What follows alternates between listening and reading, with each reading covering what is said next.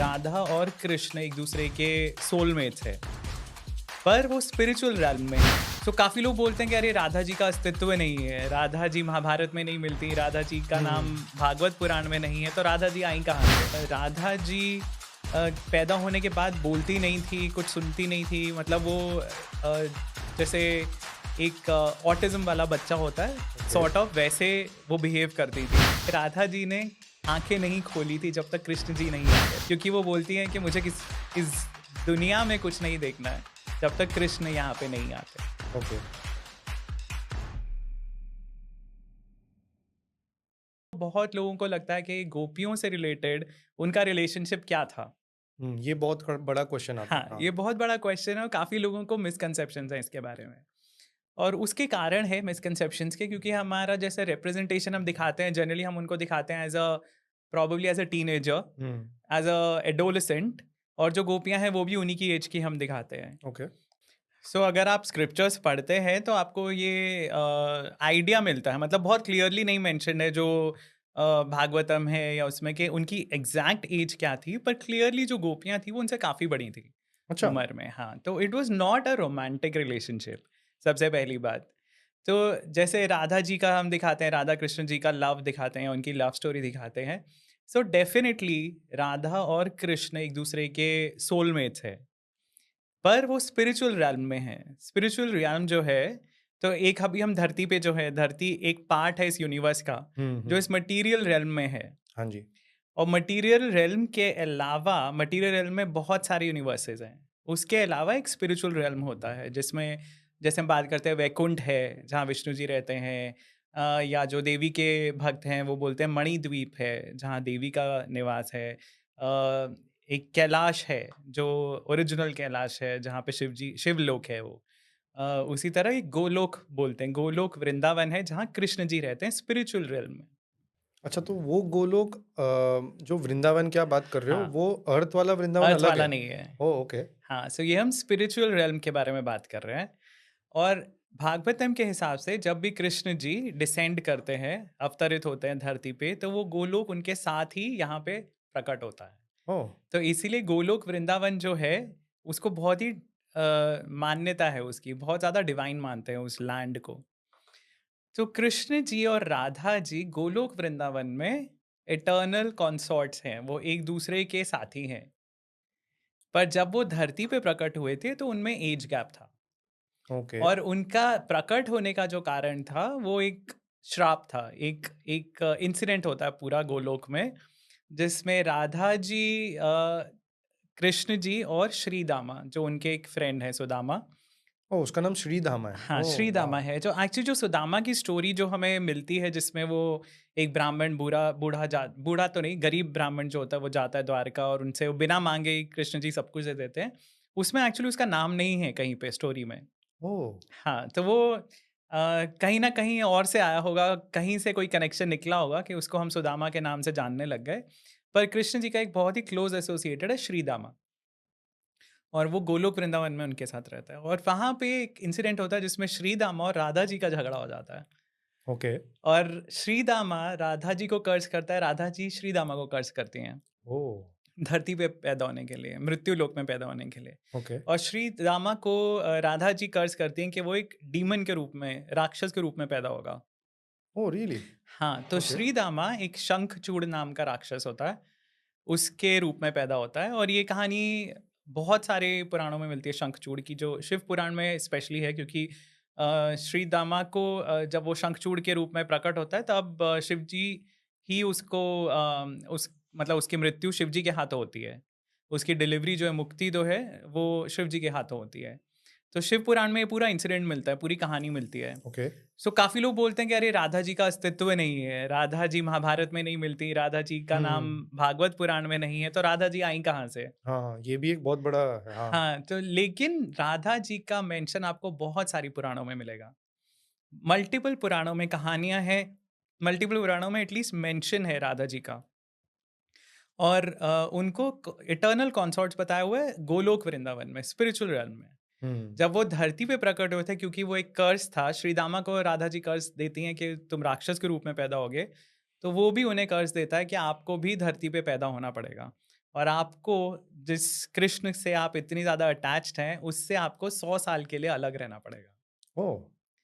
सो उस कंडीशन में वो लोग अवतरित होते हैं, जब राधा जी पहले प्रकट होती हैं धरती पे और हुँ। कृष्ण जी बाद में आते हैं। और एक बहुत ही ब्यूटीफुल स्टोरी है जो मैंने एक्चुअली कहीं स्क्रिप्चर्स में तो नहीं पढ़ी, वो मुझे बहुत अच्छी स्टोरी वो लगती है कि राधा जी ने आंखें नहीं खोली थी जब तक कृष्ण जी नहीं आ गए थे। ये मैंने सुना है कहीं तो। हाँ, तो ये कहानी एक्चुअली बिट्स एंड पीसेस में इधर-उधर कहीं मिलती है। जैसे आई थिंक पद्म पुराण में या किसी पुराण में मैंने पढ़ा है कि राधा जी पैदा होने के बाद बोलती नहीं थी, कुछ सुनती नहीं थी। मतलब वो जैसे एक ऑटिज़्म वाला बच्चा होता है, ओके। सॉर्ट ऑफ वैसे वो बिहेव करती थी। और नारद जी को जब पता चलता है, तो वो उसके फादर वृषभानु को बोलते हैं कि हुँ। कृष्ण जी का जन्म हुआ है, तो आप उनसे मिलवाइए।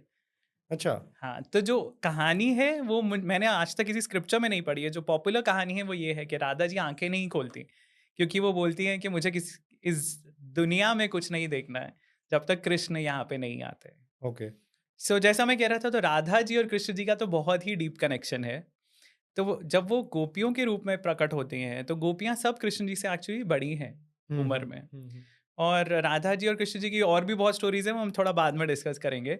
लेकिन इस पॉइंट को जिसको हम जिसमें हम बात कर रहे हैं कि उनका गोपियों के साथ क्या रिलेशनशिप था, तो वो क्लियर कर देते हैं। तो वैसा कोई भी रिलेशनशिप भागवत पुराण में या मतलब ऑफ कोर्स मेंशन है कि गोपियाँ बहुत ही ज़्यादा इन्फैचुएटेड थीं कृष्ण जी के लिए।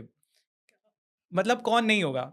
अगर आप भगवान आपके सामने स्वयं आ जाएँगे, तो बिल्कुल। वो एक स्पिरिचुअल कनेक्शन है, एक स्पिरिचुअल हुँ, लव हुँ। है, हुँ। जो आपको अट्रैक्ट करता है भगवान की तरफ। तो ये जो इंसिडेंट है, जिसमें कृष्ण जी गोपियों के कपड़े चुरा लेते हैं, जब वो स्नान कर रही होती हैं यमुना में, उसका भी बहुत डीप सिग्निफिकेंस है। अच्छा। आप देखिए, वो हमें क्या बताना चाह रहे हैं। पुराणों में बहुत सारी कहानियाँ जो है ना, बहुत सिंबॉलिक होती हैं। उसका मतलब ये नहीं होता कि ये एग्जैक्टली ऐसी ही चीज़ हुई है। काफ़ी बार वो एक मेटाफोरिकल स्टोरीज़ होती हैं कि इनका पर्पस क्या है, हमें क्या हुँ। सीख क्या लेनी है हुँ। उसमें से। और उसमें से जो एक सीख जो बहुत बड़ी मिलती है, वो ये कि भगवान हमें समझाना चाह रहे हैं कि ये जो आपकी अटैचमेंट है आपकी बॉडी से है, you identify yourself as this person. हुँ। सो ये जो आइडेंटिफिकेशंस है ना कि मैं एक पुरुष हूँ या महिला हूँ या भारतीय हूँ या किसी और नेशनैलिटी का हूँ या कौन से प्रांत का हूँ, कौन से राज्य का हूँ, ये सारी जो चीज़ें ये लिंक्ड हैं आपकी बॉडी से। हुँ। आपकी आत्मा की तो कोई जेंडर नहीं है, कोई नेशनैलिटी हुँ। नहीं है। क्योंकि आपका पिछला जन्म शायद एक महिला के रूप में भी हो सकता है। आपका पिछला जन्म किसी जानवर के रूप में भी हो हुँ, सकता ये है, भी है, हाँ। राइट? और आपका अगला जन्म क्या होगा वो भी आपको पता नहीं है। तो हुँ। भगवान ये दर्शाना चाहते हैं कि आपकी जो आइडेंटिफिकेशन है वो ये बॉडी से जो है वो गलत आइडेंटिफिकेशन है। आपको वो रियलाइज करना है कि आप वो सोल हो। तो stop being identified by your physical attributes. Okay. और उसमें जो कहानी मिलती है वो ये है कि उस समय गोपियाँ जो हैं वो गौरी की पूजा कर रही थी। ओके। और गौरी की पूजा के लिए वो स्नान करने गई थी। और रूल ऐसा होता है कि वो स्नान जो है उसमें आपको अपने सारे वस्त्र नहीं उतारने होते हैं। ओह! जब आपको एक नदी में डिप लेना है, होली डिप लेना है, आपको किसी अनुष्ठान के लिए लेना है, तो आप कपड़ों में ही अपना डिप लेते हो। ओके। तो वो उनको बेसिकली वो बताते हैं कि ये तुमने गलत रिचुअल किया है। ओह! लेकिन उसका डीपर सिग्निफिकेंस ये है कि हमारी फिजिकल आइडेंटिफिकेशन से ऊपर उठ के हमें सोचना है कि हमारा एक्चुअल अस्तित्व क्या है, हमारी रियलिटी क्या है। तो ऐसी बहुत सारी कहानियां मिलती हैं। जब गोपियों में होड़ मचती है कि भाई कृष्ण जी के साथ कौन रास हाँ। लीला में डांस करेगा, तो कृष्ण जी खुद को मल्टीप्लाई कर लेते हैं। हर हाँ, अच्छा गोपी ये एक पेंटिंग देखी हुई है मैंने। बिल्कुल, तो हाँ। हर गोपी के साथ कृष्ण जी का एक फॉर्म होता है। क्योंकि भगवान तो सबके लिए बराबर है, राइट? वो सिर्फ राधा जी के लिए नहीं आए थे। तो राधा और कृष्ण का ऑफ कोर्स कनेक्शन है। पर लेकिन इस जन्म में उनको वो थोड़ा टाइम इकट्ठे बिता के उसके बाद 100 साल का उनका गैप भी था। और काफ़ी लोग पूछते हैं कि राधा जी को कभी दोबारा मिले क्यों नहीं? हुँ। और राधा जी को कृष्ण दोबारा मिलते हैं बहुत साल बाद, जब कुरुक्षेत्र में एक बार सूर्य ग्रहण लगता है और द्वारका से ये लोग वहाँ जाते हैं। सूर्य ग्रहण के समय स्नान करने की विधि होती है नदियों में और डिप लेने की। सो ये द्वारका से जाते हैं और वृंदावन के लोग भी वहाँ से आते हैं और तब वहाँ पे सब नंद बाबा, यशोदा, गोपियाँ, राधा जी सबको दोबारा मिलते हैं वहाँ पे। ओके। सो ये जो है उनकी लीला थी इस धरती पे कि उनको एक दूसरे के साथ नहीं रहना था। हुँ, पर काफ़ी पुराणों के हिसाब से जैसा मैंने कहा शिव पुराण में है ये कहानी, स्कंद पुराण में मेंशन्ड है कि राधा जी तो कृष्ण जी की आत्मा हैं। ओके। और मत्स्य पुराण में मेंशन है कि द्वारका की देवी जो है वो रुक्मणी है और वृंदावन की देवी राधा हैं। सो मल्टीपल पुराणों में आपको राधा जी का मेंशन मिलता है। ओके। इनफैक्ट देवी भागवत पुराण जो देवी से रिलेटेड, शक्ति से रिलेटेड सबसे इम्पोर्टेंट टेक्स्ट है पुराणों में, उसमें 5 मेन फॉर्म्स बताए जाते हैं देवी के। और उसमें सबसे पहला ऑफ कोर्स दुर्गा माता है। हाँ। दुर्गा जिनको देवी भागवत पुराण में उनको आइडेंटिफाई किया गया है पार्वती से। ओके। दूसरा फॉर्म है लक्ष्मी जी, तीसरा फॉर्म है सरस्वती। तो हम सबको पता है ये 3 फॉर्म्स पार्वती, लक्ष्मी और सरस्वती जो हुँ। त्रिदेव हैं, त्रिदेवियाँ हैं। हाँ जी। उसके अलावा जो 2 फॉर्म्स हैं उसमें से एक है सावित्री। ओके। और सावित्री जो है ये गायत्री माँ हैं। गायत्री को हम वेद माता कहते हैं। हुँ। तो ये गायत्री या सावित्री जो है ये चौथी उनकी शक्ति बताई गई है, आदि इस शक्ति पे की। थोड़ा-सा बैकड्रॉप दे सकते हैं? श्योर। तो काफ़ी लोगों को जो अंडरस्टैंडिंग है वो ये है कि सरस्वती ही गायत्री है, हाँ। या मतलब सरस्वती का ही दूसरा रूप है हुँ, गायत्री। हुँ। एक तरह से सही है क्योंकि देवी के ही सारे रूप हैं, लेकिन एक अलग फॉर्म बताया गया है सरस्वती से। सरस्वती को विद्या की देवी बताया गया है और सावित्री को वेद माता बताया गया है।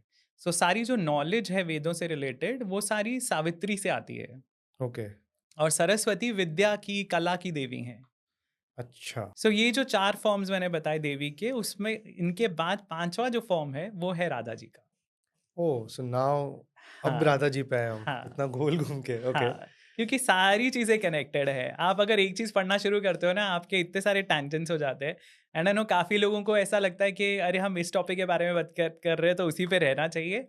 लेकिन अगर आपको होलिस्टिक बैकग्राउंड नहीं मिलता ना, तो आप उसकी रेलेवेंस नहीं समझते। नहीं, पर ये बहुत इम्पोर्टेंट है जो आपने कहा, क्योंकि बिल्कुल। अब जब हमने पीछे का पूरा सीन समझ लिया है, हाँ, तब हम अब आराम से समझ पाएँगे या एक्सेप्ट हो पाएगा कि हमें जो गलत लग रहा था, कृष्ण जी का कोई गलत कर्म है या उनका मूव था गलत, अब हमें समझ में आ रहा है कि एक्चुअली में उन्होंने क्यों किया। जी।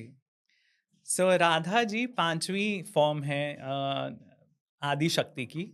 ओके। और राधा जी को बताया जाता है प्राण की देवी हैं वो। So okay. Prana is literally the oxygen that you are inhaling. तो ओके। पंच प्राण बोलते हैं, हमारी बॉडी में होते हैं।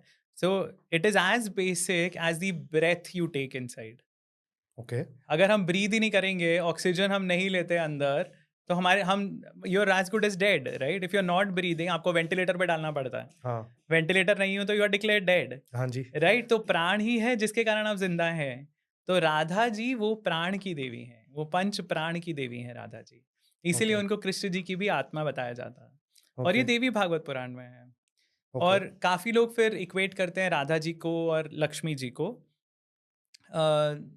या रुक्मणी जी को भी। ओके। सो वो भी एक सही कंपैरिजन है, क्योंकि देवी भागवत में एक और कहानी मिलती है जिसमें बताते हैं कि कृष्ण जी ओरिजिनल जो उनका फॉर्म है गोलोक वृंदावन में, हाँ। ओके। उनकी बॉडी से एक देवी निकलती हैं।